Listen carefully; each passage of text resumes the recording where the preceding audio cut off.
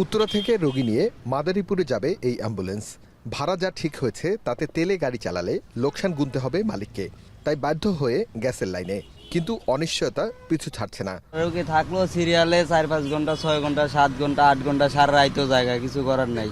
রোগী আইছে উত্তরা থেকে, জামু শরীয়ত মাদারীপুর। অ্যাম্বুলেন্সের জন্য যে আলাদা একটা ফ্যাসিলিটি এই দেশে থাকা উচিত, সেই ধরনের কোনো ব্যবস্থা তাদের কোনো ধরনের চিন্তা ভাবনা নাই। হাত জোর করে বলতেছে আমরা কিছু জানি না, আমরা কিছু পারবো না, আমরা কিছু জানি না। ম্যানেজার গেছে, ম্যানেজার বললে ম্যানেজার থাকে না, ম্যানেজার অলরেডি ডোর লক করে চলে গেছে।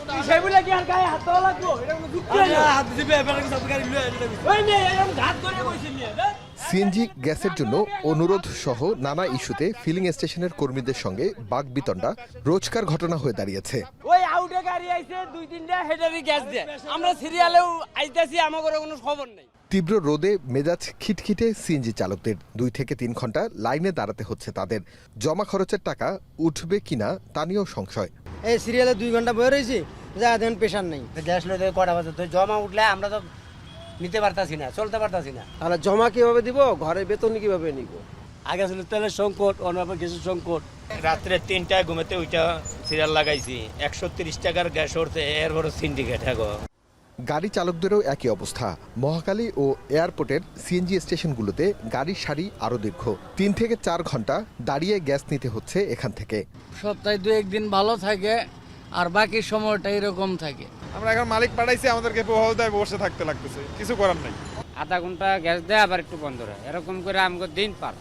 রাত দিন 24 ঘন্টা গ্যাস নাও না, তুমি চাকরি ছেড়ে যাও গা, শেষ। মালিকের কথা একটাই।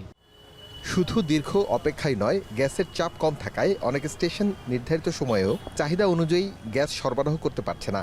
স্টেশনগুলোর আয়ও নেমেছে তলানিতে। এই 16,000-20,000 টাকা সেল করে মালিকের বিদ্যুৎ বিল আছে মনে হয় 20,000। লস তো, গ্যাসের চাপ খুব কম।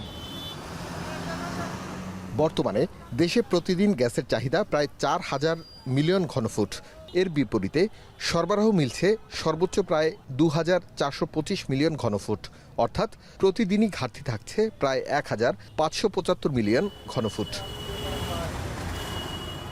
আরিফ হোসেন, এখন, ঢাকা।